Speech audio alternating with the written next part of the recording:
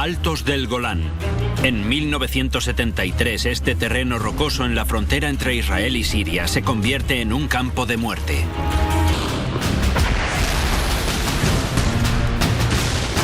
Centenares de soldados israelíes sin preparación se encuentran cara a cara con 1.200 tanques sirios. Lo único que yo veía, de horizonte a horizonte, era al ejército sirio entero que venía directamente hacia mí. Fue una guerra sin cuartel, y ninguno de los dos bandos dio ni un paso atrás. Las bajas son apabullantes y el futuro de Oriente Medio está en juego, en una de las batallas de tanques más espectaculares de la historia. Era dantesco, inconcebible, un infierno. La gran batalla de los tanques, la guerra de Yom Kippur.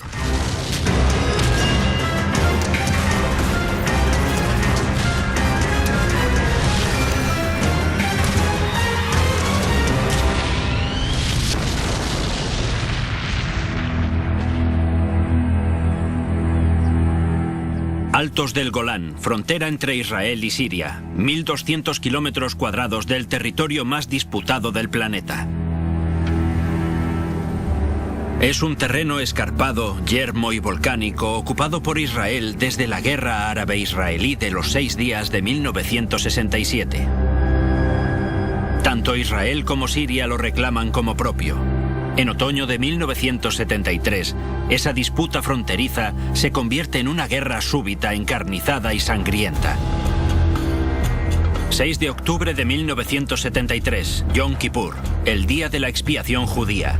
Los israelíes están en sus casas arrepintiéndose de sus pecados y cumpliendo ayuno. La frontera con Siria está poco protegida. El comandante del 74º Batallón de Tanques israelí, el teniente coronel Yair Nafshi, comienza una patrulla de rutina. Todo estaba muy tranquilo.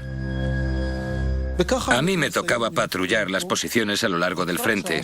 A las 12:00 el comandante del puesto de Hermón me dice: Yair, los sirios están retirando las redes de camuflaje de su artillería. Entonces actué instintivamente. Di la vuelta con mi jeep, reuní a todos mis hombres y les dije: escuchad, el ejército sirio está retirando sus redes de camuflaje. No sé qué significa eso.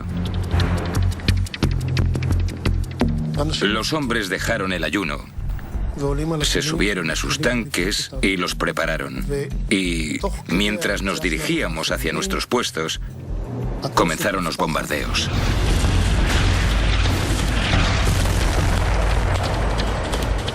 La artillería cayó sobre nosotros. Después los aviones de las fuerzas aéreas sirias nos atacaron. Siria lleva 9 meses planeando el ataque. La inteligencia israelí tenía algunas pistas, pero para los hombres que están en el frente es una auténtica sorpresa. Los sirios han creado en Israel una falsa sensación de seguridad. Los israelíes han visto cómo los sirios acercaban a sus tropas, las preparaban para la guerra una y otra vez, pero después volvían a sus bases. Por eso, el 6 de octubre, cuando los sirios no se repliegan de vuelta a sus bases, pillan a los israelíes completamente desprevenidos. Israel es un estado pequeño y han perfeccionado el arte de la movilización. Por eso hay que conseguir lo máximo posible en los primeros momentos de la guerra para no sufrir a todo el grueso del ejército israelí. La mayoría de las fuerzas israelíes son reservistas y necesitan 20 horas para movilizarse. Por lo tanto, las fuerzas israelíes en los Altos del Golán las componen poco más de 6.000 soldados de infantería ligera, 60 piezas de artillería y 2 brigadas acorazadas de 170 tanques en clara inferioridad. Por su parte, los sirios han reunido a más de 50.000 soldados de infantería, 600 piezas de artillería y 1.200 carros de combate. Es una gran cantidad de hombres y armas, y además los servicios de inteligencia de Israel actuaron de forma negligente. Los árabes no saben combatir, y el resultado fue que se encontraron ante una enorme amenaza. Me dije, ¿qué pasa aquí? ¿Quién es ese piloto loco? ¿Qué están haciendo? Pensé que era un israelí que por error nos estaba bombardeando. No me di cuenta de que cualquier avión sirio podía cruzar la frontera y empezar a bombardearnos. Y entonces me quedé sin habla. Yo crucé bajo la lluvia de obuses, oleada tras oleada. Y en 5 minutos llegué por fin al borde de la cordillera Buster, desde donde se veían la mitad de los altos del Golán.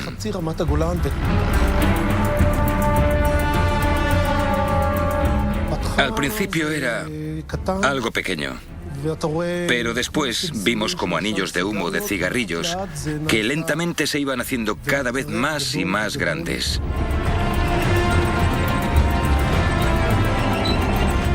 Y yo lo único que veía, de horizonte a horizonte, era al ejército sirio entero que venía directamente hacia mí. Es solo una escaramuza de una operación mucho más amplia. Egipto y Siria han lanzado ataques simultáneos sobre 2 frentes para dividir a las fuerzas defensivas israelíes. La misión es recuperar el territorio perdido en 1967 en la guerra árabe-israelí de los 6 días, incluidos los altos del Golán y el Sinaí. La clase política siria se sentía humillada, traumatizada. Y la consecuencia de todo ello fue la guerra de 1973, una acción encaminada específicamente a recuperar el territorio que Israel había ocupado. La estrategia de Siria era emplear una fuerza abrumadora y penetrar en las líneas israelíes en 2 puntos. Después enviar divisiones blindadas a través de esas brechas para avanzar por la meseta del Golán y tomar puentes clave sobre el río Jordán.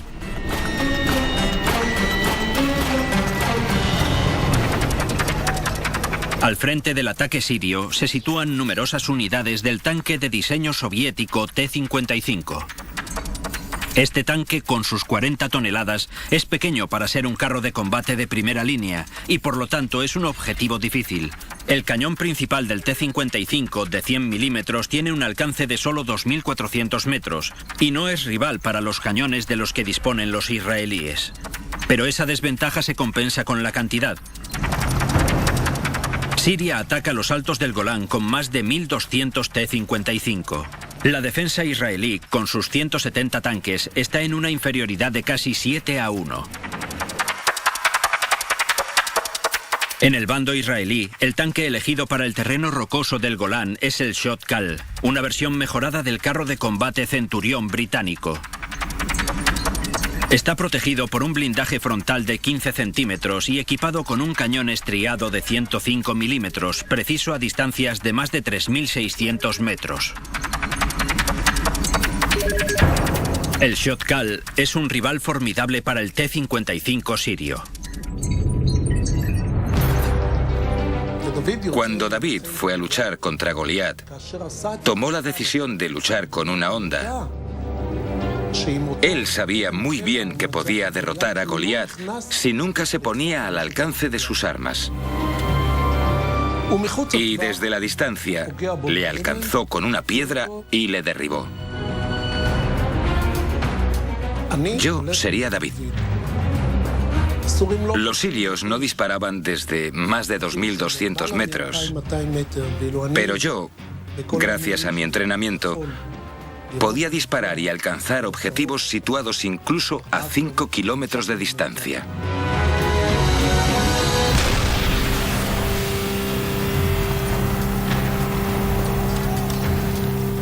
Los israelíes comprendieron que en el terreno de Oriente Medio, donde a menudo te encuentras con campos de tiro larguísimos, ser capaz de matar al otro antes de que te maten a ti era una ventaja tremenda. Por eso los israelíes invirtieron mucho esfuerzo en desarrollar su habilidad con la artillería de largo alcance.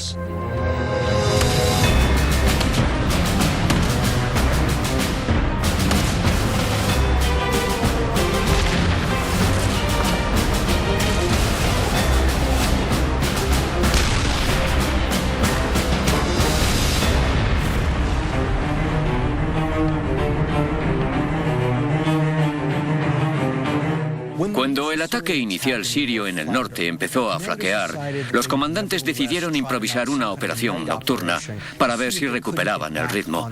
Así que avanzaron en plena oscuridad. En ese momento tenían una gran ventaja. Los tanques sirios contaban con equipo de combate nocturno y los israelíes no. El resultado fue que en cuanto los sirios empezaron a adentrarse en sus líneas, los israelíes estaban completamente desconcertados. 6 de octubre de 1973, 11:48 de la noche. Los combates más duros fueron durante la noche. Estaba oscuro y no se podían encender luces. En cuanto encendías una, inmediatamente te mataban.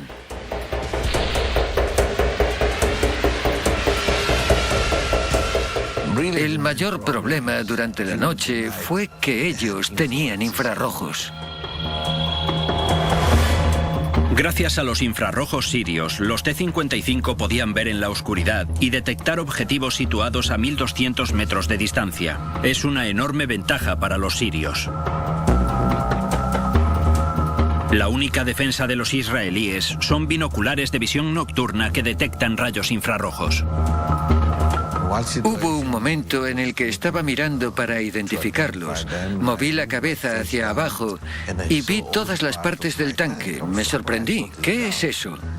Aparté los prismáticos. Me los coloqué otra vez en los ojos y vi todas las partes. Y descubrí que a 200 metros de mí, un proyector apuntaba directamente a mis ojos con un sistema infrarrojo que me identificaba y que estaba listo para disparar.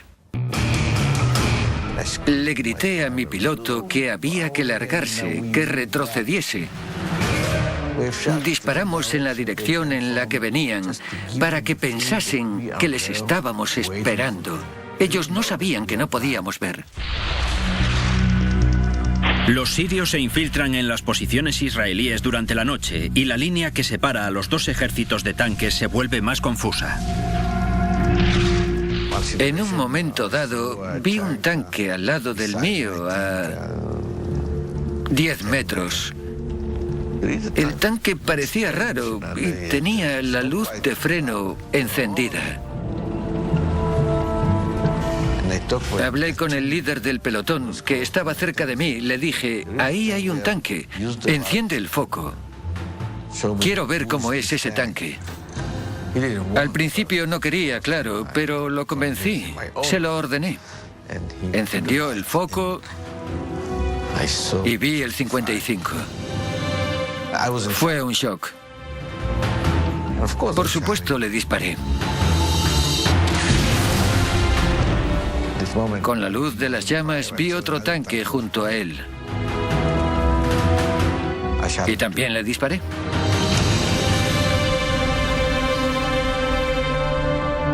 Tras 18 horas de combates ininterrumpidos, los miembros de los batallones israelíes 74 y 77 han mantenido su posición en el norte de los Altos del Golán. Y han pagado un precio terrible. Centenares de muertos y heridos y 75 de sus tanques destruidos. Pero para los sirios el precio es aún mayor. Las bajas se cuentan por miles y han perdido más de 100 tanques. Pero en campo abierto al sur, la ofensiva siria ha tenido mucho más éxito. Han eliminado a un batallón de tanques entero y han abierto camino para penetrar en el corazón de Israel. El futuro, no solo de Israel, sino de todo Oriente Medio, está en juego.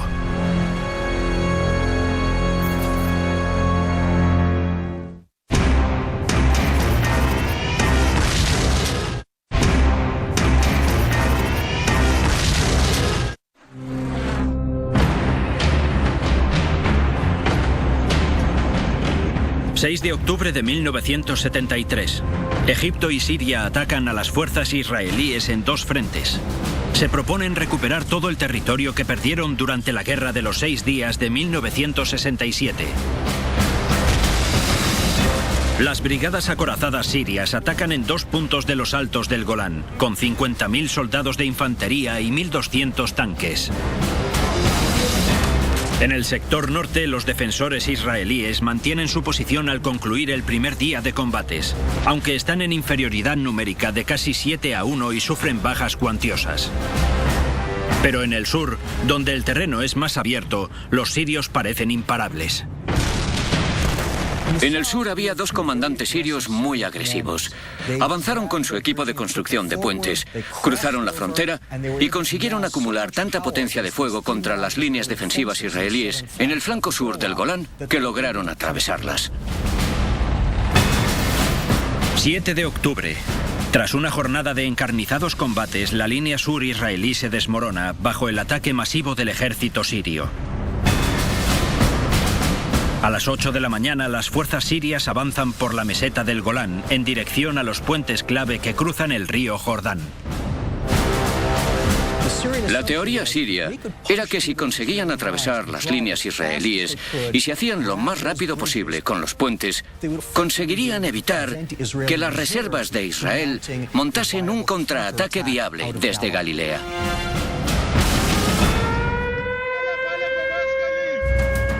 Eran las 2 cuando oí la alarma. Encendí inmediatamente la radio. La BBC anunciaba que la guerra había comenzado en Israel. Se está produciendo un combate entre fuerzas blindadas en los altos del Golán. El ejército sirio ha intentado atravesar la línea defensiva israelí y, según las noticias, se ha encontrado con la resistencia de la artillería y los tanques israelíes.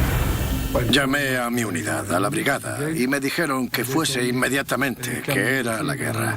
Las carreteras estaban vacías. Conduje como un loco. La sensación era que nos habían pillado totalmente desprevenidos. En el 73 los tanques se guardaban sin munición, sin material. Había que cargar los obuses y sacar todo el material de los almacenes y organizarlos. Si tienes a tu equipo completo, que son 4 miembros, tardas entre 4 y 6 horas en prepararlo debidamente. Pero ante tanta urgencia, no preparamos adecuadamente los tanques. Todo el mundo fue a los altos del Golán. Daba igual cuántos tanques tuviésemos, si los tanques estaban completamente equipados o no. Simplemente fueron. La inteligencia siria calcula que Israel necesitará 20 horas para movilizar a sus reservas de tanques, pero los israelíes lo hacen en 10. Durante la noche, los reservistas israelíes viajan hasta el campo de batalla, se organizan apresuradamente en unidades y se lanzan al combate contra los sirios. En las primeras horas del 7 de octubre, los primeros tanques llegan a los altos del Golán. A primera hora de la mañana, avanzamos hacia el enemigo, ya dentro de los altos del Golán. Empezaba a amanecer y vimos muchos tanques. Fue como si nos quitásemos la venda. Había que hacer lo que fuese necesario. No te lo piensas demasiado. Abrimos fuego. Pero hay que hacer alineaciones de dirección para ajustar la boca del cañón con la mira del telescopio, aunque nosotros no pudimos hacerlo, porque salimos a toda prisa. También es posible hacer las alineaciones en combate, pero son mucho menos precisas, aunque mejor eso que nada. Les dimos a unos cuantos tanques.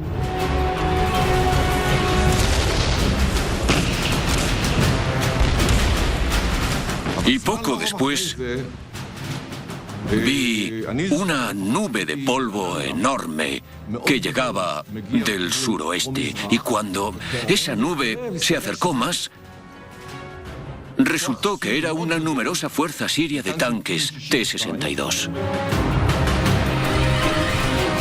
Para los israelíes se produce una nueva incorporación preocupante al campo de batalla. El T-62 es una versión mejorada del T-55. Las mejoras incluyen un blindaje frontal de 240 milímetros y un motor más grande, de 581 caballos de potencia.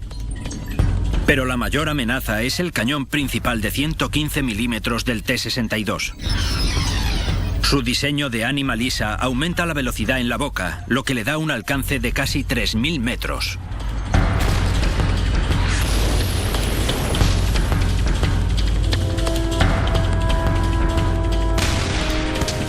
Entonces, sinceramente, empecé a sentir que me había convertido en un blanco porque los obuses caían a mi lado o me pasaban por encima y aterrizaban detrás de mí. El primer proyectil se va largo, el siguiente se queda corto y el siguiente te alcanza. Así que recogí la rampa de disparo y busqué una nueva posición.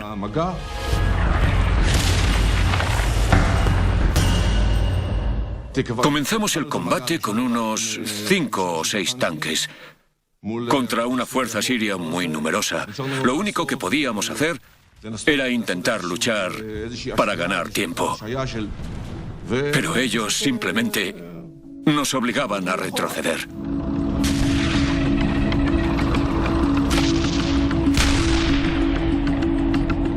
Cuatro brigadas sirias. 350 tanques superan a los defensores israelíes y avanzan hacia los puentes que cruzan el río Jordán.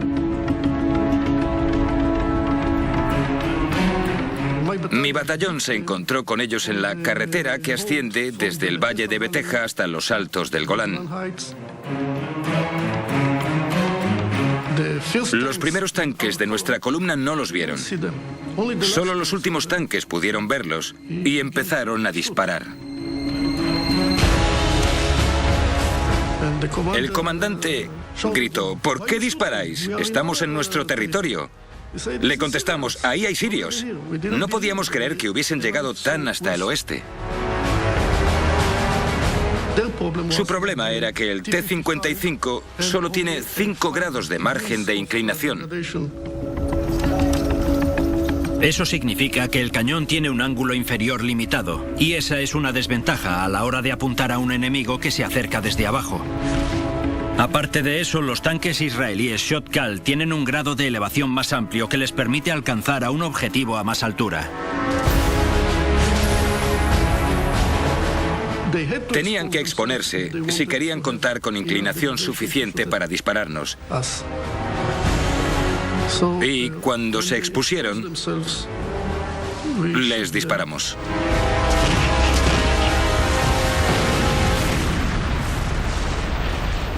Y de esa manera conseguimos detenerles. El verdadero problema fue simplemente que los oficiales sirios permitieron que las reducidas fuerzas israelíes neutralizaran la única acción que sin duda habría asegurado la victoria para Siria: la toma de los puentes del río Jordán. Las reservas israelíes del 39º Batallón detuvieron a la primera división blindada siria en la carretera de Beteja. Pero poco más al sur, la ofensiva siria sigue adelante sin oposición. 40 tanques de la Brigada Mecanizada 132 avanzan hacia el este, hacia la pequeña localidad de El Al. Recibí órdenes de dirigirme a El Al y sellar lo que se conoce como posición El Al. Es una posición entre 2 cañones muy profundos, de aproximadamente 1,5 kilómetros de ancho. El ejército que ocupa y controla esa posición controla todas las rutas que llegan al mar de Galilea. Sobre las 9 de la noche, a través de mis prismáticos, empecé a ver nubes de polvo. Ves las nubes de polvo antes de oír el ruido. Y a través de mis prismáticos descubrí movimiento en la distancia, a unos 5 kilómetros. Ese movimiento en la distancia es una brigada entera de tanques sirios. Su misión es ocupar la franja occidental de los altos del Golán, que dan al mar de Galilea. Desde aquí, las llanuras de Israel están prácticamente indefensas y a merced del avance sirio. Si tienen éxito y nos superan, los sirios habrán llegado al mar de Galilea. Entonces comprendí que la derrota o incluso la retirada no sería solo mía. sería fatal.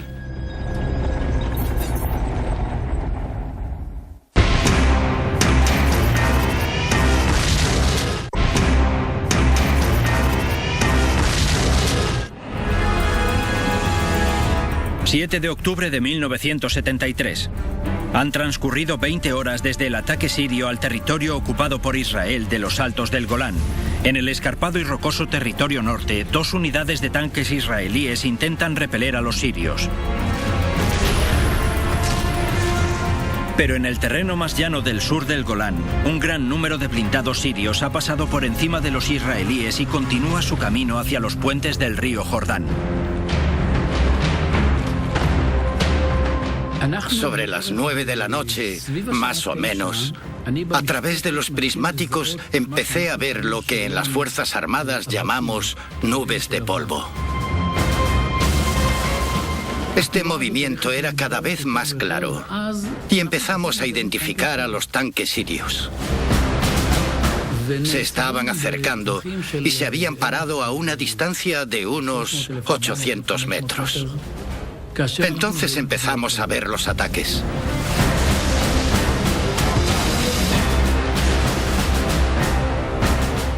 La meseta de El Al es absolutamente plana. Era como si hubiesen puesto los tanques sobre una mesa de billar y hubiesen dicho, adelante, ya podéis jugar. Ves a una distancia enorme, no hay donde ocultarse. Y lo único que puede salvarte es tu destreza, tu habilidad, y no quedarse quieto nunca.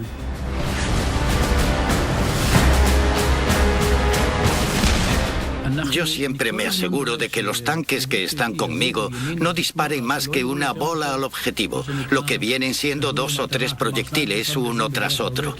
Disparamos uno y ajustamos, después disparamos otro y después cambiamos de posición. Para alcanzar a un objetivo, tienes que pararte y quedarte quieto. Después alineas la torreta con el tanque enemigo. Introduces las coordenadas según tus cálculos.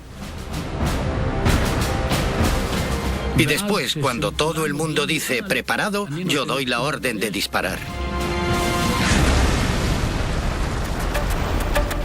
Los israelíes maniobraban constantemente. Iban de una posición de disparo a otra a toda velocidad. La mayoría de las unidades blindadas sirias no maniobraban, simplemente avanzaban hacia los israelíes. Esta es la gran diferencia entre los ejércitos sirio e israelí.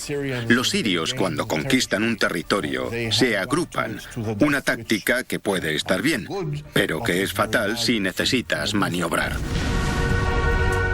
La simple realidad es que los tanques sirios no son rival para sus equivalentes israelíes. Los israelíes han recibido ya lo peor del fuego sirio y ahora están en posición y con las suficientes fuerzas de combate para empezar el contraataque. Empezamos a movernos unidad a unidad y yo me encontré solo en un momento dado. Había 2 colinas y yo estaba en el valle que había entre ambas, junto a la localidad de Juznia. Entonces vi un regimiento que estaba repostando o reponiendo munición y empecé a dispararles.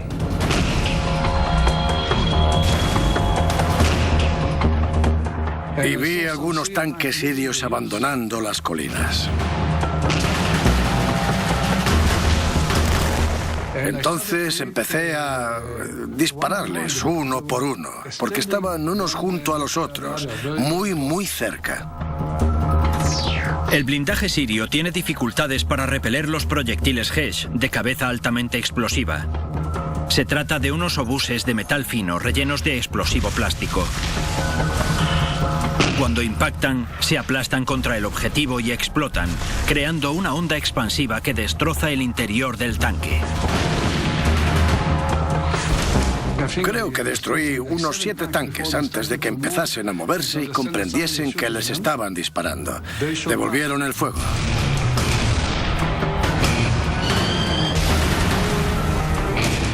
Nuestro tanque empezó a arder. Cuando evacuamos el tanque y estábamos a unos metros, nuestro tanque explotó.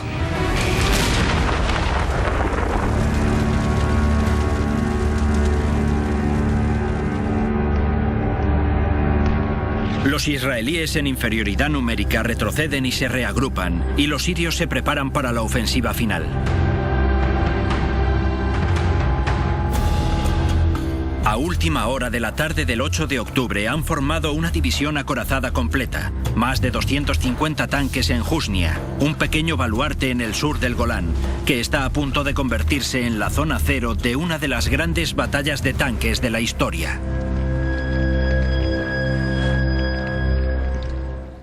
9 de octubre de 1973. Para los sirios, este era su último baluarte en los altos del Golán.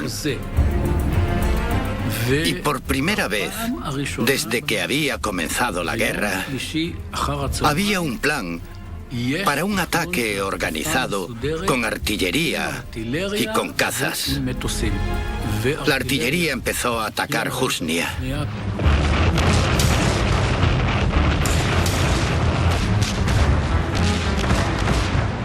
Y nosotros en 2 escuadrones de tanques empezamos a avanzar. Atravesamos la zona del oleoducto y llegamos al pueblo. Estaba atardeciendo. Apenas quedaba luz. Y vimos el pueblo entero en llamas, explosiones y la mezquita de Jusnia que estaba en medio de todo aquello. Avanzamos con los tanques y los sirios no escaparon. Cuando empezamos a atravesar el pueblo, dejaron de dispararnos.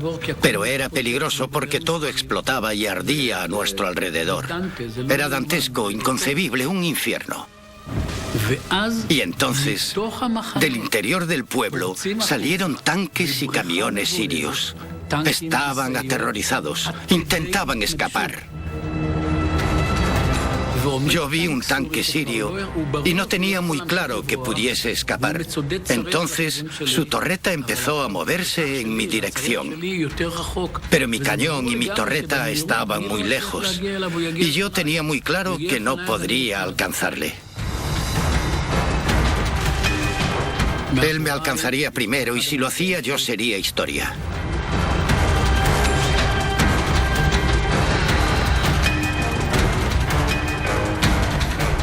Un oficial de mi batallón disparó un obús. Los sirios corrieron.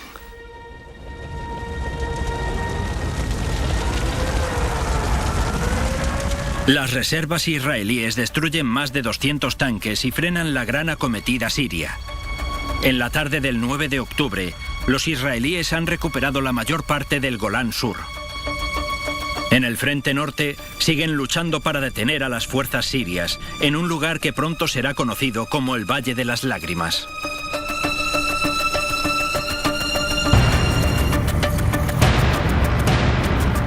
...9 de octubre de 1973.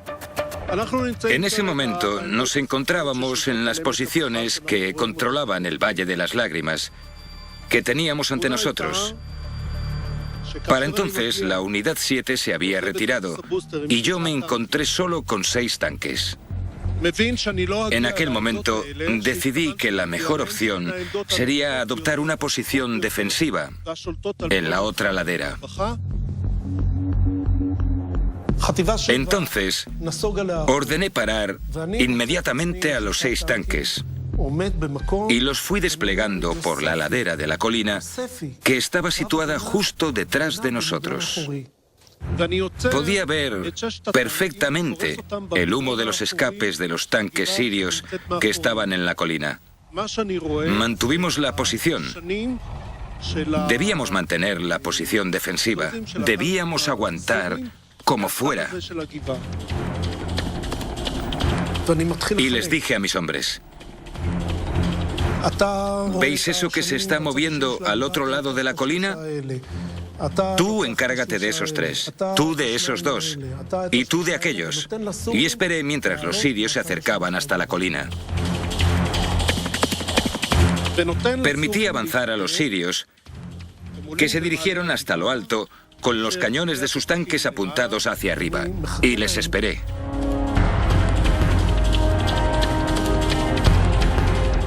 La batalla se desarrolló a poca distancia, a unos 300 o 400 metros.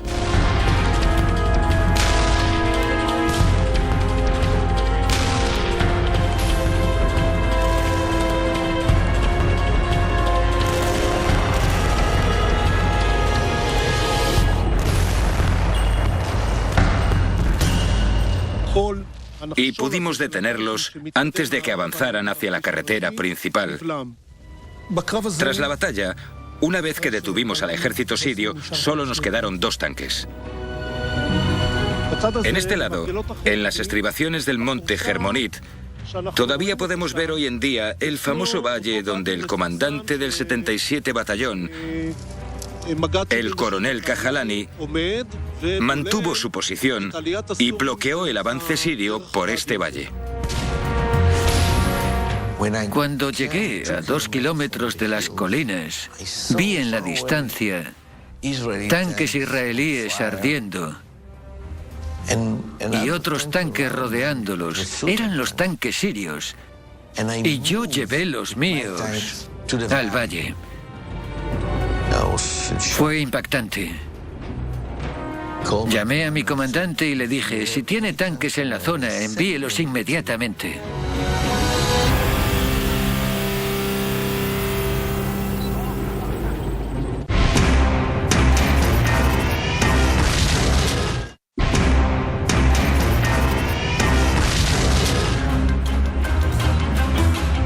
De octubre de 1973. Los tanques israelíes y sirios llevan luchando en los altos del Golán 3 días y ambos bandos han sufrido bajas considerables. Las tropas sirias superaban en número a las israelíes y rápidamente lograron ventaja, pero los israelíes contraatacaron con sus reservas.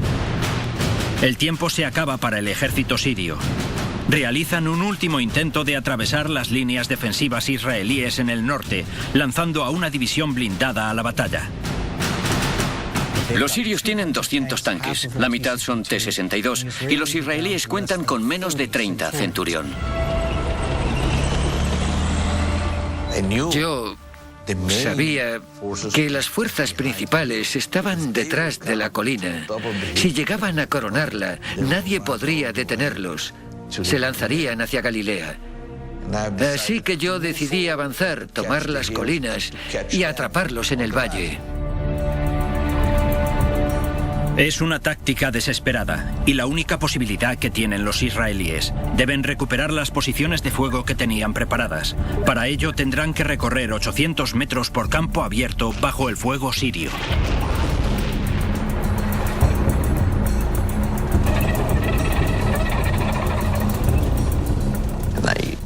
Les ordené avanzar como indicaba el manual. Nadie se movió. Y yo decidí pasarlos a todos a mi frecuencia, a mi radio. Todos los artilleros, oficiales, pilotos y comandantes de repente escuchaban mi voz. Y yo les dije, mirad a los soldados sirios. Están luchando muy bien. Miradlos. Mirad qué motivados están. ¿Qué nos ha pasado a nosotros? ¿Hay gallinas en mi unidad? Vamos, moveos. Yo me moví primero.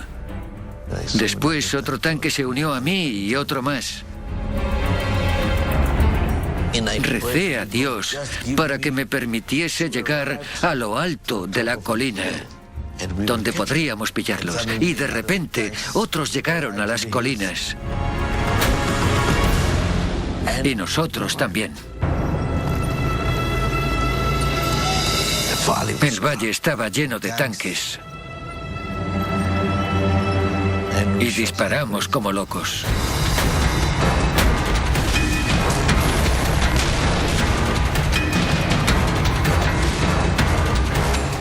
En el momento en que nos situamos en posición de disparo y ellos entraron en el valle, para nosotros fue más fácil dispararles a todos.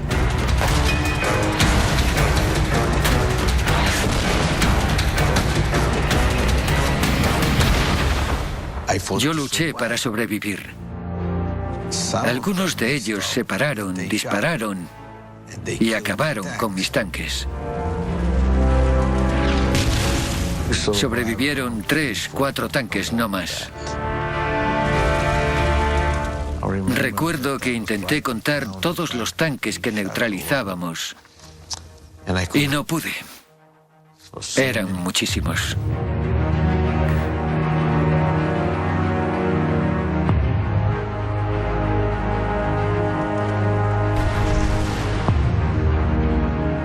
La esperanza de Siria de reconquistar los altos del Golán llega a su fin en el Valle de las Lágrimas. El 11 de octubre, los israelíes lanzan su propia ofensiva sobre Siria. El 23, Siria capitula. La batalla por los altos del Golán ha terminado por fin. Estamos ante comandantes israelíes competentes, que piensan mejor, que se mueven mejor, que luchan mejor que sus rivales sirios. Pero no hay duda de que los sirios lucharon con una increíble valentía. Lanzaron ataque tras ataque tras ataque, a pesar de las temibles defensas israelíes, y en muchos casos murieron intentándolo. Fue una guerra sin cuartel y ninguno de los dos bandos dio ni un paso atrás.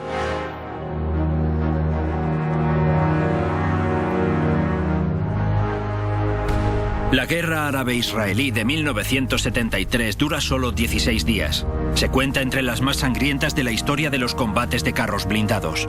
Los campos de batalla quedan sembrados con los restos de los tanques. Los israelíes pierden entre 400 y 500. Los dos países árabes entre 1.200 y 2.200. Pero la auténtica tragedia es el coste humano en ambos bandos. 21.000 muertos y decenas de miles de heridos más. La mayoría de amigos que perdí en la guerra tenían 19, 20 años, no más. Yo los vi luchar de una manera increíble y me sentí muy orgulloso.